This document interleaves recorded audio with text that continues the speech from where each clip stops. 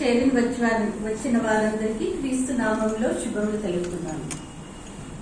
ఇవాటి ధ్యానం కొరకు ఏర్పాటు చేయబడిన వాక్యము మొదటి కొరింథీయులకు రాసిన మొదటి పత్రిక 9వ అధ్యాయము 16వ వచనం. నేను చదువుతాను.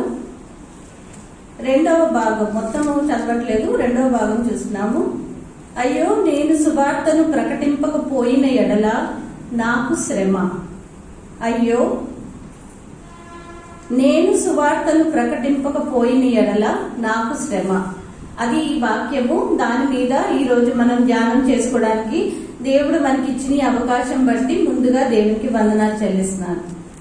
సువార్త అంటే ఏంటి అన్నదానికి అసలు బైబిల్ ఏం చెప్తుంది, బైబిల్ ప్రకారంగా ఏం రాసున్న దాని మీద మనం ఈరోజు ధ్యానం చేద్దాం. ఇంకొక వచనం చూద్దాం. మొదటి కొరింథీయులకు రాసిన పత్రిక, మొదటి కొరింథీయులు 15వ అధ్యాయము 1 నుంచి 3 కానీ 3 మాత్రం చదువుకుందాం. ఇప్పుడు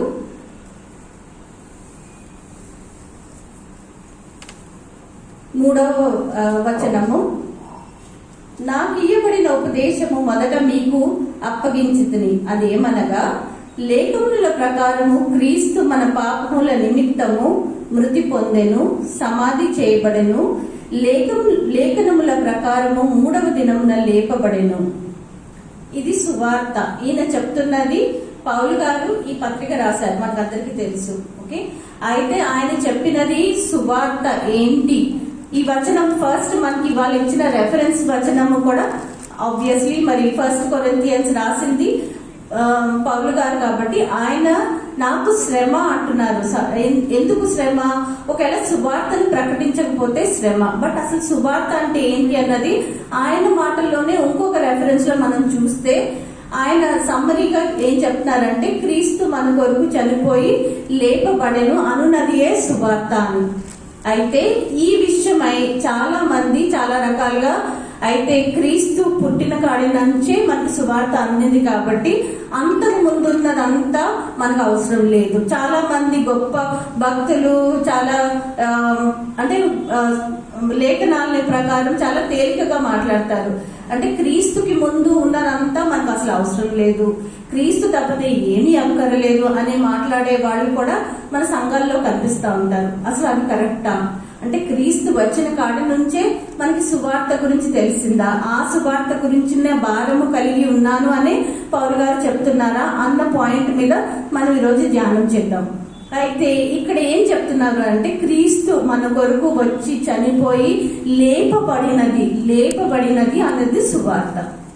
సరే, అయితే క్రీస్తు వచ్చినది ఎంత కాలం క్రితం? 2000 సంవత్సరాల క్రితం. అయితే హైందవులు గాని అన్యులు గాని మాట్లాడేది, మీ దేవుడు ఏముంది 2000 సంవత్సరాలే, మేమే కోట్ల సంవత్సరాల ముందు అని మాట్లాడినప్పుడు మన వాళ్ళ దగ్గర సమాధానమే ఉండదు. మన వాళ్ళు కూడా ఒక విధమైన ఏకీభావంతో ఉంటారు. ఏముంది, మనకి వచ్చినది కూడా, మనకి దేవుని గురించి సువార్త తెలిసినది కూడా 2000 సంవత్సరాలే కదా, అంతకంటే ముందు మనకేం తెలియదు కదా అన్న అభిప్రాయంలో కూడా కొంతమంది మాట్లాడుతూ ఉంటారు. అసలు బైబిల్ ఏం చెప్తుంది, ఇది ఎప్పటి నుంచి తెలుసు అన్నది మనం చూద్దాము. గలతీయులకు రాసిన పత్రిక 3వ అధ్యాయం 8వ వచనం.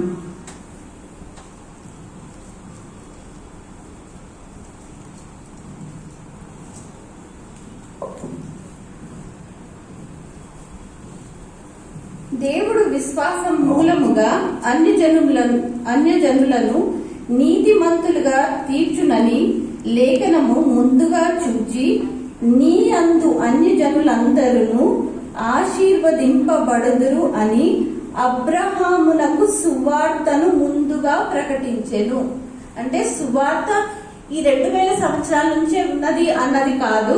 అబ్రహాము సమయంలోనే అబ్రహాము గారికి సువార్తను ముందుగా ప్రకటించబడింది. అంటే సువార్త గురించిన మనకి దేవుని వాక్య ప్రకారం తెలుస్తుంది ఏంటి అని అంటే, సువార్త 2000 సంవత్సరాల నుంచి మాత్రమే కాదు కానీ మొదటి నుంచి ఉంది. అది ఎంత మొదటి నుంచి అంటే అబ్రహాము గారి టైంలోంచి కూడా సువార్తను ప్రకటించబడింది. అంటే అబ్రహాం గారికి ఏం చెప్పారు? అన్యజనులు నీ అందు విశ్వాసం ఉంటే వారు ఆశీర్వించబడ్డారు, నేను ఎవరు ఆశీర్వదిస్తే వారందరికీ ఆశీర్వాదము, ఎవరు శపిస్తే అన్న మాటని చెప్తున్నప్పుడు అబ్రహాం గారికి ఈ సువార్త ముందుగా ప్రకటించబడింది. అంటే ఆయనకి క్రీస్తు రాకడ గురించి ముందే తెలిసిపోయింది. సువార్త ఏంటి? క్రీస్తు ఈ లోకంలోకి వచ్చి మన పాపాల కొరకు చనిపోయి తిరిగి లేపబడునన్నదే సువార్త.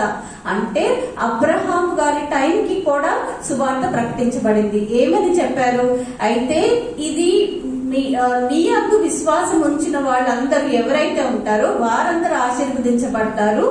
ఏంటి అనంటే అన్యజనుల కొరకు కూడా క్రీస్తు వస్తారు. వారి పాపాలు మొత్తం సర్వలోకంలో ఉన్న వారందరి కొరకు, వారందరి పాపాల కొరకు చనిపోయి తిరిగి రేపబడుతున్న క్రీస్తు గురించిన సువార్త అబ్రహాము గారి ఆ కాలం నుంచి కూడా చెప్పబడింది.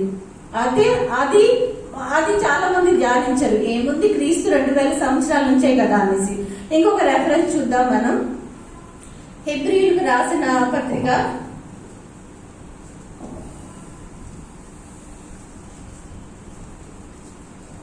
4వ అధ్యాయము 2వ వచనం. హెబ్రీయులకు రాసిన పత్రిక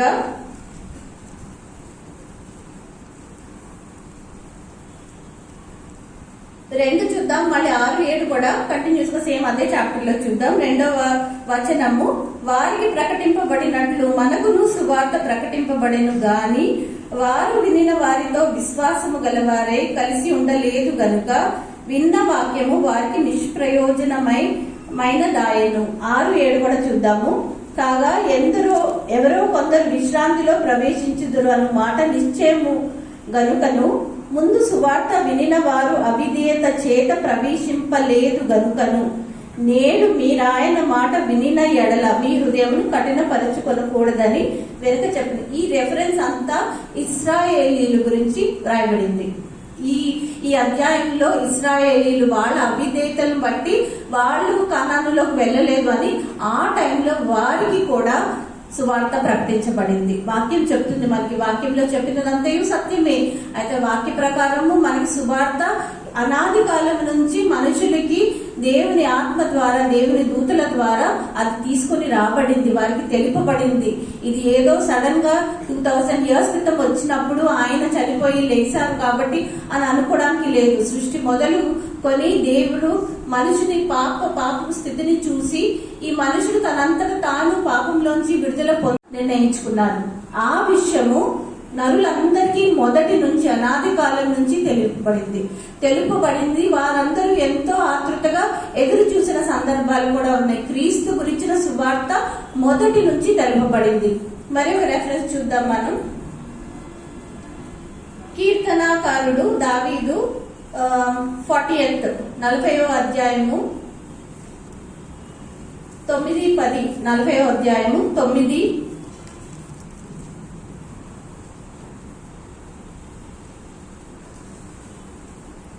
నా పెదవులు మూసికొనక మహాసమాజములో నీతి సువార్తను నేను ప్రకటించి ఉన్నానని నేనంటిని. యెహోవా, అది నీకు తెలిసేయున్నది. నీ నీతిని నా హృదయంలో నుంచుకొని నేను ఊరకుండలేదు. దావీదు భక్తుడు చెప్తున్నది ఏంటంటే, నేను మీ సువార్తని ప్రకటించాను, నేను ఊరకుండలేదు. అంటే తరాలు గడుస్తున్న కొలది, తరాలు గడుస్తున్నప్పుడు ప్రతి తరంలోనూ వచ్చిన భక్తులకి దేవుని సువార్తను చాటబడింది. వారు కొరకే ఉంచుకోకుండా వారు అనేకులకి చాటుతూ వెళ్ళారు. అది ఆ తరంలో ఉన్న భక్తులు, ప్రతి తరంలోని భక్తులు కూడా వారికి క్రీస్తును గూర్చిన సువార్త తెలిసినప్పుడు వారు చాటడానికి ముందుకు వెళ్ళారు. అయితే యెషయా భక్తుడు కూడా, మనం అన్ని రెఫరెన్స్ చూసేంత టైం ఉండదు కాబట్టి యెషయా భక్తుడు కూడా రాస్తుంది. యెషయా ప్రవక్త రాసేది ఏంటంటే, సువార్తను మోసుకుని వెళ్తున్న పాదములు ఎంత సుందరములైనవి అని. తర్వాత మనం ఎన్నో రెఫరెన్స్లు చూస్తాము. ఏంటి అంటే, క్రీస్తును గురించిన ప్రవచనాలు వాళ్ళు రాస్తున్నప్పుడు వాళ్ళు ఎంతో ఆతృతగా ఎదురు చూశారు అన్న సత్యము మనకి బాగా తెలుసు. ఒక రెఫరెన్స్ చూద్దాము. 1 పేతురు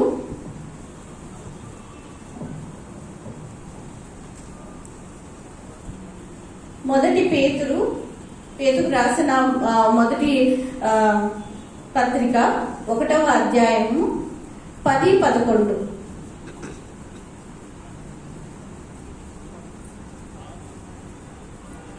మీకు కలుగు ఆ కృపను గూర్చి ప్రవచించిన ప్రవక్తలు ఆ రక్షణను గూర్చి పరిశీలించుచు తమ యందున్న క్రీస్తు ఆత్మ క్రీస్తు విషయమైన శ్రమలను గూర్చియు వాటి తరువాత కలగబోవు మహిమలను గూర్చియు ముందుగా సాక్ష్యం ఇచ్చినప్పుడు ఆ ఆత్మ ఏ కాలమును ఎట్టి కాలమును సూచించుచూ వచ్చెనో దానిని విచారించి పరిశోధించిరి. అంటే ప్రవక్తలు వాళ్ళ కాలాల్లో వాళ్ళు ఆలోచించింది ఏంటంటే క్రీస్తు వస్తారు, క్రీస్తు వచ్చినప్పుడు మా తరంలోనే వస్తుంది అని వారు ఆ కాలంలోనే వస్తారా వారు పరిశోధించి తెలుసుకున్నారు. వారి కాలంలో ఆ తరములో క్రీస్తు వస్తారా, వస్తే ఆ మహిమను చూడాలని, ఆ శ్రమలతో ఆయన చనిపోతారని, తిరిగి లేపబడతారని ప్రతి ఒక్కరూ ఆ తరములో వారికి తెలిసి సత్య సువార్త తెలిసిన వెంటనే దానిని మా కాలంలో జరుగుతుందా అన్నది ఎంతో ఆతృతగా ఎదురు చూశారు. ఒక వచనం చూద్దాము. హెబ్రీయులకు రాసిన పత్రిక 11వ అధ్యాయము 24 చూద్దాం. 11:24 మోషే పెద్దవాడైనప్పుడు విశ్వాసమును బట్టి ఐగుప్తు ధనము కంటే క్రీస్తు విషయమైన నింద గొప్ప భాగ్యమని ఎంచుకొనెను. మోషే తరంలోనే క్రీస్తు గురించిన ఆయన ఏమో సింహాసనం వైపుకి ఫరో కుమార్తె దగ్గర పెరిగాడు కాబట్టి ఆయన నెక్స్ట్ ఫరో అవ్వగలిగే ఆ పాసిబిలిటీ, ఆ ఛాన్స్ ఉన్నప్పుడు కూడా దానికంటే క్రీస్తు గురించిన నింద భరించడం గొప్ప భాగ్యం అంటున్నారు. అంటే ప్రతి తరములోనూ ప్రతి ఒక్కరికి సువార్తను గురించిన సత్యము చాటించబడింది, సత్యము తెలిసింది. వారు ఆతృతగా ఎదురు చూశారు. మా తరంలో మా కాలంలో క్రీస్తు వస్తారని కాలాలని పరిశీలించి తెలుసుకున్నారు. వాళ్ళు ఎంతో ఆతృతగా ఎదురు చూశారు. ఎదురు చూస్తూ వారు మా కాలంలో వస్తుందా, క్రీస్తుని మేము చూడగలుగుతామా అని, క్రీస్తు గురించిన శ్రమ పడాలి అని అంటే అది కూడా భాగ్యం అనుకొని వారు ఎదురు చూశారు. సృష్టి మొదలు ప్రతి ఒక్కరు ఎదురు చూసినది ఆ సత్య సువార్త గురించి, ఆ సత్య సువార్తను జరిగించి క్రీస్తు గురించి, క్రీస్తు రాకడ కొరకు ఎంతో ఆతృతగా ఎదురు చూశారు. మనకి ప్రవచనాలు ఎంతో చక్కగా చెప్పబడి ఉన్నాయి. ప్రతి ఒక్కరికి కూడా క్రీస్తు సత్య సువార్త ఏంటి అన్నది చాటించబడినప్పుడు వారు నమ్మారు. వారు నమ్మి వారి హృదయంలో ఆ క్రీస్తుని చూడగలిగితే అది ఎంతో గొప్ప భాగ్యము అని వారు ఆ కాలాలను పరిశీలించి వారు ఎంతో తెలుసుకున్నారు, ఎంతో ఎదురు చూశారు. క్రీస్తు రానే వచ్చారు. క్రీస్తు వచ్చినప్పుడు మార్కు సువార్తలో ఏమని అడ్రస్ చేయబడింది అన్నది మార్కు సువార్త 1:1.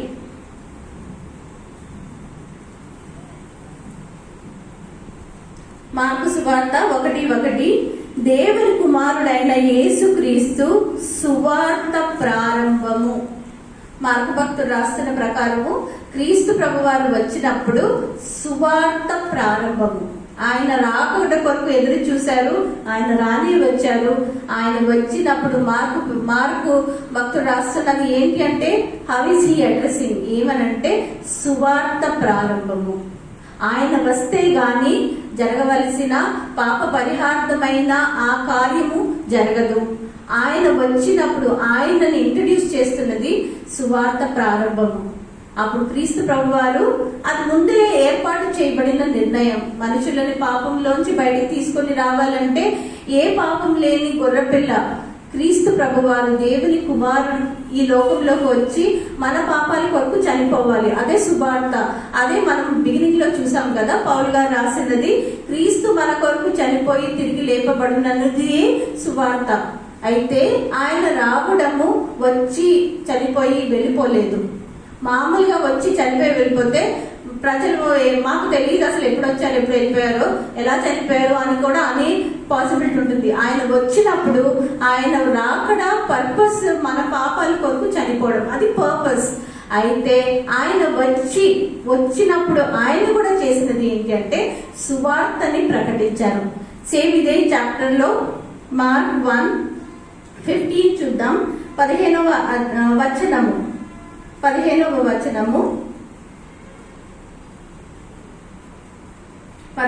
చూద్దాం.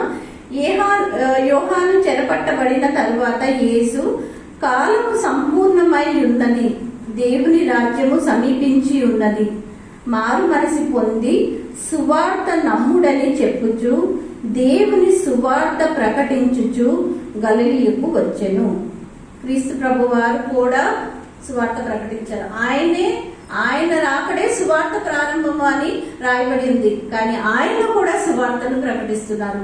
ఏమని ప్రకటిస్తున్నారు? సువార్త యొక్క పరమార్థం ఏంటి అని అంటే, ఆయన చెప్తున్నది ఏంటి అంటే, మారు మనసు పొంది సువార్త నమ్ముడని చెప్పొచ్చు. సువార్త నమ్మడం ఏంటి? ఆయనే సువార్త కదా, ఆయన గురించి చెప్తున్నారు. అప్పుడు ప్రజలకి ఏమని చెప్తున్నారంటే, మీరు నా యందు నమ్మిక ఉంచాలి, నా వల్లనే మీకు రక్షణ, నా ద్వారా తప్ప ఎవరికి కూడా పరలోకము లేదు అని క్లియర్ గా చెప్పారు. ఆ మాట ఆయనంతటా ఆయన ఆ తరంలో ఉన్న ప్రజలకి చెప్పారు. ఆయనే చనిపోవాలి, ఆయనే చనిపోయి తిరిగి లేపబడాలి. కానీ ఇదంతా జరిగే ముందు కూడా ప్రజలకి దేవుని రాజ్యం గురించిన సువార్తను ప్రకటించారు. దేవుని రాజ్యంలోకి మీరు ప్రవేశించాలి అని అంటే ఫస్ట్ క్వాలిఫికేషన్, మీరు మారు మనసు పొందాలి. మీరు మారు మనసు పొంది పాప క్షమాపణ ఒప్పుకున్న తర్వాత మీరు నా యందు నమ్మిక ఉంచాలి. క్రీస్తు లేకపోతే ఎవరైనా అన్యులైనా కూడా ఎంతో నిందారహితంగా బ్రతికినా కూడా వారికి రక్షణ లేదు. మనకి తెలిసి ఆ విషయం, ఎందుకంటే రక్షణ కేవలం క్రీస్తులోనే ఉంది. గొర్రెపిల్ల రక్తములో మన పాపాలను మనం కడుక్కున్నప్పుడే మనకి రక్షణ, అది కాకుండా రక్షణ లేదు. కాబట్టి ఆయన చెప్తున్నది ఏంటంటే, మీరు ముందు మారు మనసు పొందాలి. మారు మనసు పొంది మీరు పాప క్షమాపణ పొందినప్పుడే మీకు రక్షణ ఉంది అని క్రీస్తు ప్రభు వారు ఆయనంతటా ఆయన చెప్పారు. ఎందుకు? మీరు దీన్ని బట్టి మీరు పరలోక రాజ్యంలోకి ప్రవేశించేలాగా మీరు ప్రవేశించాలి. అదే the whole purpose of this. ఎందుకంటే మనిషి తన పాపం ద్వారా దేవునికి దూరం అయిపోయాడు. మళ్ళీ మనం దేవుని దగ్గరికి చేరాలి అని అంటే రక్తంలో కడగబడితే కానీ కుదరదు. ఆ రక్తము ఏ విధమైన పాపం లేని నిష్కలంకమైన గొర్రెపిల్ల అయి ఉండాలి. ఆ గొర్రెపిల్ల ఎవరో కాదు, క్రీస్తు ప్రభువారు. ఆయనకంతటా ఆయనే చెప్తున్న సువార్త ఏంటి అనంటే, మీరు నా యందు నమ్మిక ఉంచండి. అయితే దానికంటే ఇంపార్టెంట్, మీ పాపపు స్థితి నుంచి మీరు తొలగిపోండి, మీరు మారు మనసు పొందండి. మారు మనసు పొంది మీరు రక్షణలోకి రావాలి. ఆ రక్షణ నా రక్తమందు నమ్మకం ఉంచితేనే మీకు రక్షణ అని ఆయనంతటా ఆయన చెప్పారు.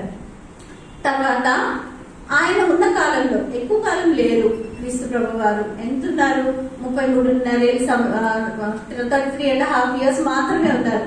అయితే మరి ఆయన వెళ్ళిపోయిన తర్వాత అనేకులకు మరి ఈ సువార్తను ఎవరు ప్రకటిస్తారు అని ఆయన బ్రతికున్న కాలంలోనే, మార్కులోనే 3rd chapter 15th verse చూద్దాం. 3వ అధ్యాయము 15వ వచనం చూద్దాం.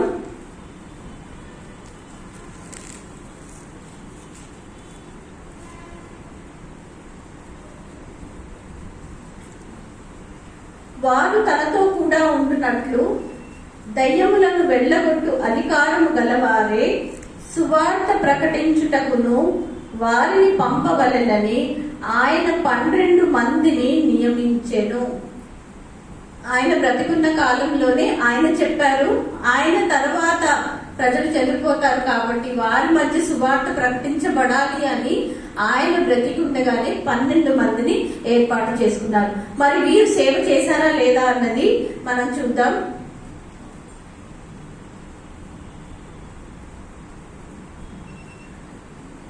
అపోస్తుల కార్యములు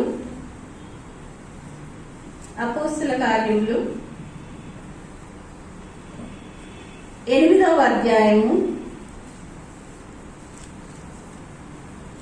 4వ వచనము. అపోస్తుల కార్యములు 8వ అధ్యాయము 4వ వచనము.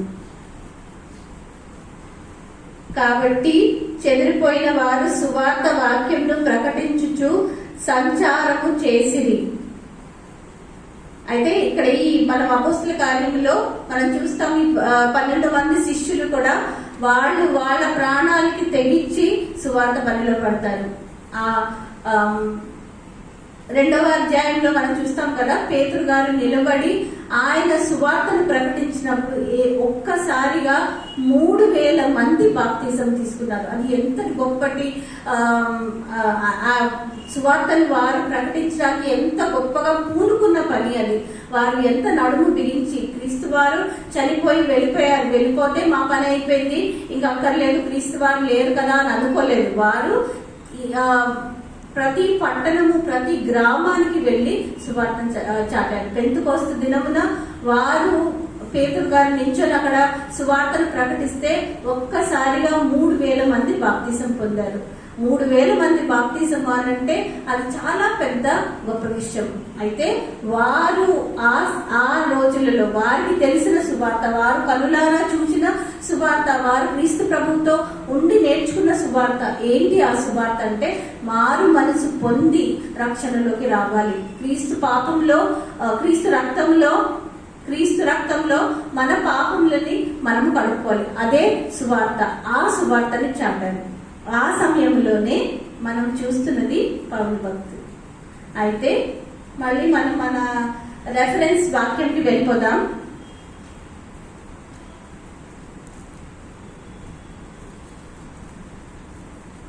మొదటి కొరింథీయులకు రాసిన మొదటి పత్రిక 15వ అధ్యాయము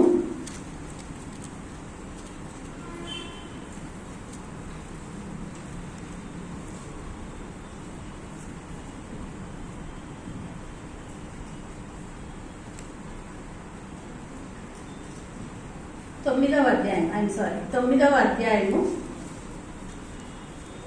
అధ్యాయము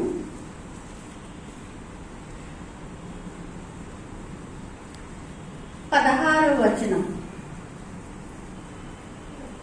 9వ అధ్యాయం 16వ వచనం. నేను సువార్తను ప్రకటించుచున్నను, నాకు అతిశయ కారణము లేదు. సువార్తను ప్రకటింపవలసిన భారము నా మీద మోపబడి ఉన్నది. అయ్యో, నేను సువార్తను ప్రకటింపకపోయిన ఎడల నాకు శ్రమ. ఇది కాంటెక్స్ట్.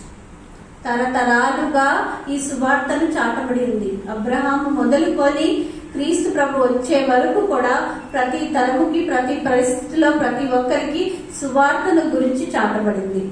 ఆ సువార్తను చాటవలసిన బాధ్యత పౌలు గారు తన మీద తీసుకొని, ఈ భారము నా మీద మోపబడి ఉన్నది. ఇది కానీ నేను చేయకపోతే అయ్యో నాకు శ్రమ. మోటు మీ ఇంగ్లీష్ లో రాసుంటది కదా, అంటే నాకు శ్రమ. ఆయన మీదకి ఆయన శ్రమని పిలుచుకుంటున్నట్టు, ఆయన మీదకి ఆయన ఆ శాపముని వేసుకుంటున్నట్టు, అది ఈ భారము కలిగి పౌలు గారు మాట్లాడుతున్నారు. అది మనకున్న కాంటెక్స్ట్. ఇక్కడ ఈ కాంటెక్స్ట్ ప్రకారము ఆయన మాట్లాడుతూ ప్రతి పత్రికలోను, ప్రతి సందర్భంలో, ప్రతి చర్చ్ కి గాని, పర్సన్ కి గాని, ఎవరికి రాసినా ఆయన సువార్తను గూర్చిన సత్యంనే చాటారు. సువార్త గురించే ఆయన జీవితాన్ని త్యాగం చేశారు. ఎన్నో సందర్భాలలో ఆయన చావు వరకు వెళ్ళిపోయినా కూడా సువార్త చెప్పడానికి వెనకాడలేదు. ప్రిజన్ లో వేసేసారు, చెరసాలలో వేసినా కూడా, చెరసాలలో కూడా అక్కడ జైలర్ కి కూడా సువార్తను చాటి ఆయనను, ఆయన కుటుంబస్తులందరినీ కూడా బాప్తిజం తీసుకునేలాగా, చనిపోయే స్థితి వరకు వెళ్ళిన, కొరడాలు దెబ్బలు తగిలిన, రాళ్లతో కొట్టిన ఏ స్థితిలో కూడా ఆయన వెనుకడుగు వేయలేదు. నా మీద భారము మోపబడి ఉన్నది కాబట్టి నేను ఇది చెయ్యాలి. నేను గాని చేయకపోతే అయ్యో నాకు శ్రమ. ఆయన చెప్తూ నా మీద మోపబడి ఉంది. ఆయన మీద ఎవరు మోపారు? ఆయన మీద ఎందుకు మోపబడ్డారు? ఎవరు మోపారు దాన్ని అన్నది మనము చూద్దాం ఒకసారి. ఆయన మీద ఉందా, మన మీద కూడా ఉందా?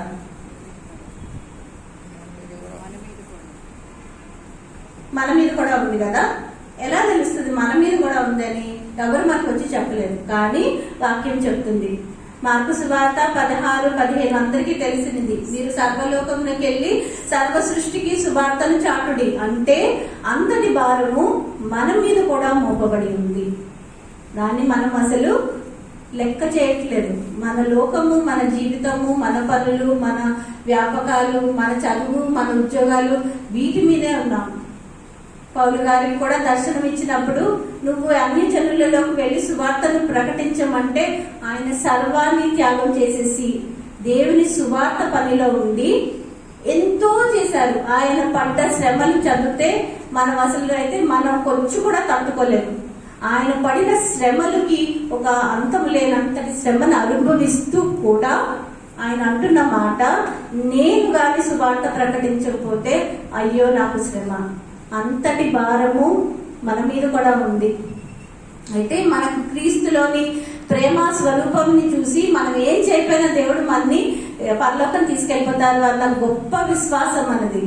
మనకు చేయవలసిన బాధ్యతని మనము గుర్తెరగనంతటి బిజీ లైఫ్ ఉంటుంది మనకి. సర్వలోకంలోకి వెళ్ళి సర్వ సృష్టికి సువార్తను చాటండి, అదే మనము చేయవలసిన మన పని.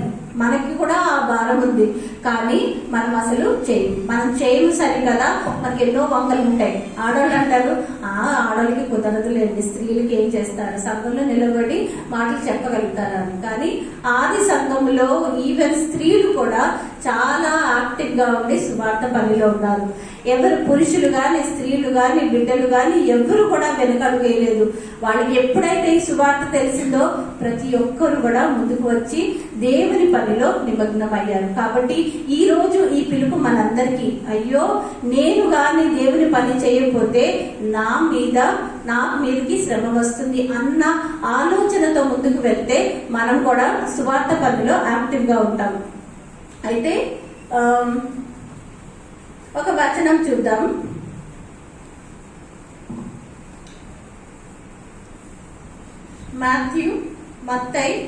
మత్తయి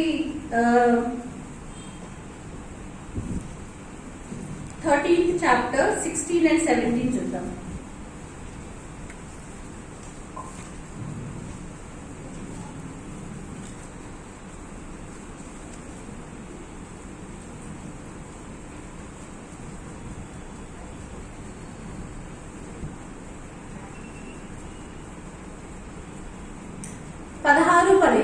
పదహారు 17 చూద్దాం.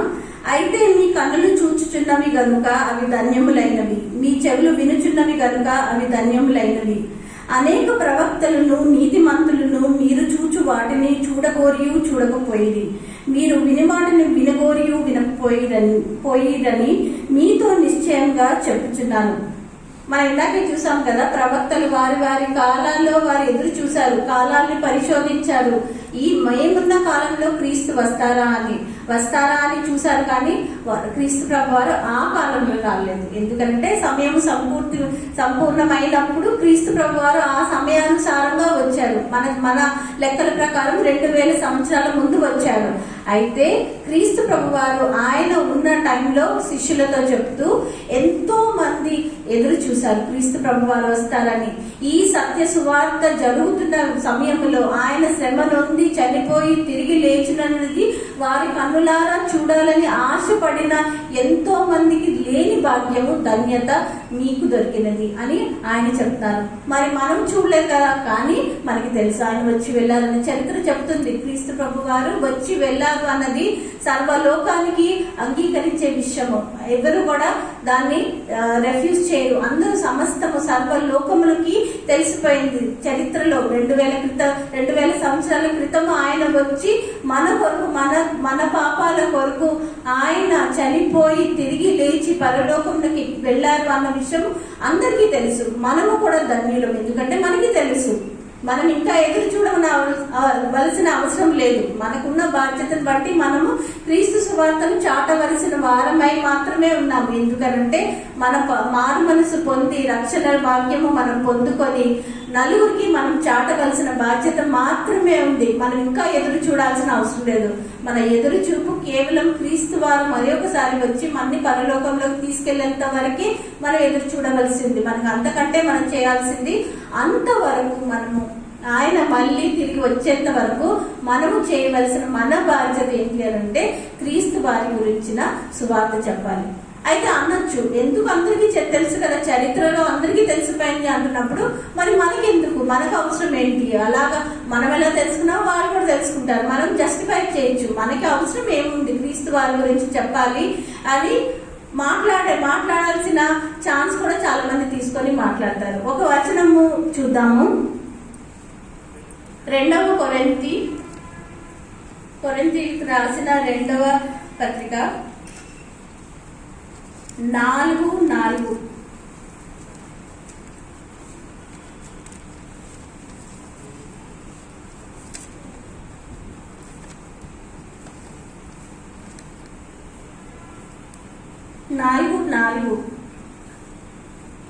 దేవుని స్వరూపి అయి ఉన్న క్రీస్తు మహిమను కనపరుచు సువార్త ప్రకాశము వారికి ప్రకాశింపకుండు నిమిత్తము ఈ యుగ సంబంధమైన దేవత అవిశ్వాసులైన వారి మనోనేత్రములకు గ్రుడ్డితనము కలుగ చేసెను. ఈ యుగ సంబంధమైన దేవత అవిశ్వాసులైన వారి మనోనేత్రములకు గుడ్డితనము కలుగు చేశారు. చాలా మందికి తెలుసుకోలేని గుడ్డితనంలోకి వచ్చేసారు. ఎందుకంటే ఈ యుగ సంబంధమైన దేవత వారి మనోనేత్రాలకి గుడ్డితనం అంటే వారు చూస్తూ చూడలేకపోతున్నారు. వాళ్ళకి తెలుసు చరిత్రలో ఏం జరిగింది, దేవుని గ్రంథం వరకు వాళ్ళు వచ్చి తెరిచి చూడలేకపోవచ్చు, కానీ ఇది జరిగినదన్నది సత్యము. ఆ విషయము అనేకులు అవిశ్వాసులు తెలుసుకోలేకపోతున్నారు. వాళ్ళు తెలుసుకోలేకపోతున్నప్పుడు ఈ భారము మన మీద ఉన్నది. పౌలు గారు అంటున్నారు, ఈ భారము నా మీద మోపబడి ఉన్నది, అయ్యో నేను గాని ప్రకటించకపోతే నాకు శ్రమ అని. మనకి కూడా ఆ శ్రమ ఉంటుంది, మనము కానీ ప్రకటించవలసిన బాధ్యత కూడా మనకుంది. మీరు సర్వలోకంలోకి వెళ్ళి సర్వ సృష్టికి సువార్తను చాటుడి. అది సువార్తని మనం చాటాలి. ఏమని అనంటే క్రీస్తు ప్రభువారు మన గురించి చనిపోయి తిరిగి లేచి పరలోకంలోకి వెళ్ళారు, మళ్ళీ వచ్చి తీసుకెళ్తారు. అంతవరకు అవి ఉన్నాము, అది మన రెస్పాన్సిబిలిటీ. మనము ఎన్నో సాకులు చెప్తాం, ఎన్నో విషయాలు చెప్తాం, ఎన్నో వంకలు చెప్తాం, ఇది కాదు అది కాదు అని మనకు భయం వేస్తుంది చెప్పాలంటే. అయితే ఇది చెప్పేటప్పుడు మనం ఏమో ఒకేసారి వెళ్ళి పెద్ద పేతురు గారు చెప్పినట్టు వెళ్ళి పెద్ద సమాజ మందిరంలో కానీ పెద్ద మీటింగ్ లో కానీ నిలబడి చెప్తే 3,000 మంది బాప్తిజం తీసుకుంటారు. అంత మనం చేయలేకపోవచ్చు. మనకున్న కెపాసిటీని బట్టి అంత పెద్ద మన పని చేయలేకపోవచ్చు. కానీ మన తోటి వారు ఎవరికన్నా చెప్పొచ్చు, కుటుంబంలో వారికి చెప్పొచ్చు, బిడ్డలకు చెప్పొచ్చు. దేవుడు చెప్పమని చెప్పారు మనకి వాక్య ప్రకారం, బిడ్డలకి చెప్పండి, మీరు పడుకున్నప్పుడు, నించున్నప్పుడు, కూర్చున్నప్పుడు, లేచినప్పుడు మీ బిడ్డలకి చెప్పండి అని. ఆడోళ్ళైతే ముందుగా ఎక్కడికన్నా వెళ్తే ఏమైనా టేస్ట్ చేస్తే ఫస్ట్ మనసులో వచ్చేది ఇంటికి వెళ్ళి ఇది మా ఇంట్లో వాళ్ళ మీద నేను వాళ్ళకి పెట్టేయాలి, ఎక్స్పెరిమెంట్ చేసి పెట్టేయాలని. అంటే ఏంటంటే మనసు అంతా వాళ్ళ కొరకు అంటే తాపత్రయపడతా ఉంటుంది. ఇది వాళ్ళకి చెప్పాలి, ఇది చూడాలి, కొత్త ప్రదేశంకి వెళ్తే ఇది మా ఇంట్లో వాళ్ళతో షేర్ చేసుకోవాలని. సువార్తను ఎందుకు షేర్ చేసుకోము మనము? మనకి ఇది కూడా మనకు ఒక గొప్ప అనుభవము. మనకి తెలిసింది అని అంటే మనం వెళ్ళి ఏమో సమాజ మందిరంలో నించొని మనం గొప్పగా సువార్తను చెప్పక్కర్లేదు. మన తోటి వారికి చెప్పాలి, మన బిడ్డలకి చెప్పాలి, మన కుటుంబ సభ్యులకి చెప్పాలి. అలా మనం చెప్పడానికి విల్లింగ్ ఉంటే దేవుడు మనని వాడుకుంటారు. ఆయన కృపలో మనల్ని నిలవబెడతారు. అయితే మనము గాని ఈ రోజు భయపడి, ఈ రోజు నేను దేవుని సువార్తను ప్రకటించడానికి నాకు భయంగా ఉంది, నేను చేయలేను, నా ప్రాణము నాకు ఇంపార్టెంట్ అనుకున్నప్పుడు క్రీస్తు వారు ఒక మాట చెప్పారు. అది చూసి మనం ముగించుకుందాం. మార్కు సువార్త 8:35.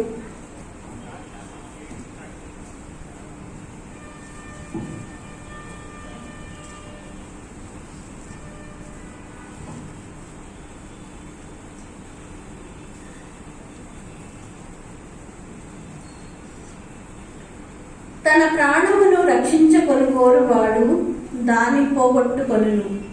నా నిమిత్తమును సువార్త నిమిత్తమును తన ప్రాణమును పోగొట్టుకొనువాడు దానిని రక్షించుకొనును. సువార్త విషయమై తన ప్రాణాన్ని పోగొట్టుకునేవాడు ఈ లోకంలోనే తన ప్రాణం పోగొట్టుకుంటాడు, కానీ వారికి పరలోకములో వారి ప్రాణము రక్షించబడుతుంది. అది నిత్య జీవము. ఇది ఏమి అశాశ్వతమైన జీవితం. గట్టిగా బ్రతికితే 100 ఏళ్ళు బ్రతుకుతామేమో, అంతకంటే ఎక్కువ బ్రతికే ఛాన్సే లేదు.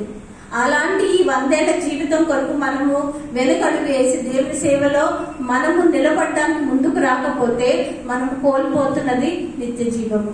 ఆ నిత్య జీవంని పొందుకుంటారు. ఒకవేళ శ్రమలు వచ్చి మీరు శ్రమల ప్రకారం చనిపోయినా, మీ ప్రాణము పోయినా మీరు ఆ ప్రాణాన్ని కాపాడుకుంటారు. ఎప్పుడు ఆ నిత్య రాజ్యంలో, ఆ నిత్య జీవంతోటి మీరు బ్రతుకుతారు. మీరు ఏమీ చనిపోరు, మీరు నిత్య రాజ్యంలో ఉంటారు. అయితే మీరు భయపడకండి, మీరు మానేయండి అని ఏం క్రీస్తు ప్రభు వారు కూడా చెప్పట్లేదు. ఆయన చెప్తుంది ఏంటంటే, ఆయన మాదిరి కింద మనందరికి ముందు పెట్టారు. ఆయన ఎలాగ శ్రమ నుండి చనిపోయారు. మనమైతే అంత శిలువ మీద అయితే చనిపోయేంత సాహసం మనం ఏనాడు చేయలేము. ఒక చిన్న విషయం కూడా మన ముందుకు రాలేము. మనలోని భయము మనల్ని ఆపుతా ఉంటది.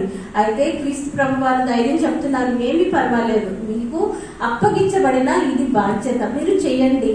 ఈ చేసే ప్రక్రియలో మీరు మీ ప్రాణాన్ని పోగొట్టుకోవలసిన పరిస్థితి వచ్చినా కూడా వెలవకండి, భయపడకండి. ఈ లోకంలో మీ ప్రాణాన్ని మీరు పోగొట్టుకున్నా కూడా మీకు నిత్య రాజ్యములో నిత్య జీవం ఉంటుంది. ఆ పరలోకంలో మీరు ఎప్పుడు సదాకాలము దేవునితో పాటు మీరు బ్రతుకుతారు అన్న వాగ్దానం ఉంది. కాబట్టి అయ్యో నేను సువార్తను ప్రకటించకపోయిన ఎడల నాకు శ్రమ అంటే మనము పరలోకానికి వెళ్ళమేమో, మనమే తప్పిపోతామేమో. మనకి తెలిసినది మనతోటి మనం ఇతరులతో పంచుకోకపోతే యుగ సంబంధమైన దేవత వారి మనోనేత్రాలకి గుడ్డితనం కలిగించింది. మనకి కలిగించదని ఏమి గ్యారంటీ లేదు కదా. మనకి కూడా ఆ గుడ్డితనం వస్తే మన చేతిలో ఉన్న ఆ పరలోక రాజ్యాన్ని మనం కూడా కోల్పోతామేమో. కాబట్టి మనం ఈ రోజు నుంచి ఈ బాధ్యతను మన మీద మనం వేసుకోవాలి. మనము ధైర్యంగా ముందుకు రావాలి. ముందుకొచ్చి నేను కూడా సువార్త పనిలో వాడబడతాను అని. ఎవరన్నా మీకు ఒక అవకాశం ఇచ్చి దేవుని పనిలో ముందుకి రండి అంటే వెనకడుగు ఏ మాత్రము వేయకండి. దేవునికి తెలుసు మనకున్న టాలెంట్స్ ఏంటో, మన ఎబిలిటీస్ ఏంటో ఆయనకి చాలా బాగా తెలుసు. దాని ప్రకారమే ఆయన నిలబెడతారు. మనేమి కష్టాలలోకి ఆయన వదిలిపెట్టేసే దేవుడు కాదు. మన పట్ల ఎంతో ప్రేమ, ఎంతో కంపాషన్ కలిగిన దేవుడు. మనం ఈ లోకంలో కొద్ది కాలము శ్రమలు అనుభవించినా కూడా ఆ తర్వాత మీకు నిత్య రాజ్యంలో మీకు ఎంతో చక్కటి జీవితం ఉంటుంది అని వాగ్దానం చేశారు. దాన్ని బట్టి ఆయన మనల్ని ప్రేమించి మనకి ఇచ్చిన ఈ బాధ్యత ఏంటి? సర్వలోకానికి వెళ్లి సర్వ సృష్టికి సువార్తను ప్రకటించవలసిన బాధ్యత మనకి ఇచ్చిన దాని నుంచి మనం ఏ మాత్రము భయపడి వెనకడుగు వేసి మనం వెనక్కి ఉండిపోకుండా మనమందరం ఒక సంఘంగా ముందుకి కదిలితే ఎంతో అద్భుతాలు జరుగుతాయి, ఎన్నో విషయాలు జరుగుతాయి. కాబట్టి మనమందరము ఈ రోజు నుంచి సువార్త ప్రకటనలో నేను కూడా వాడబడాలి. వాడకపోతే అయ్యో నాకు శ్రమ అన్న విషయాన్ని జ్ఞాపకించుకుందాం. దేవుడి వాక్యాన్ని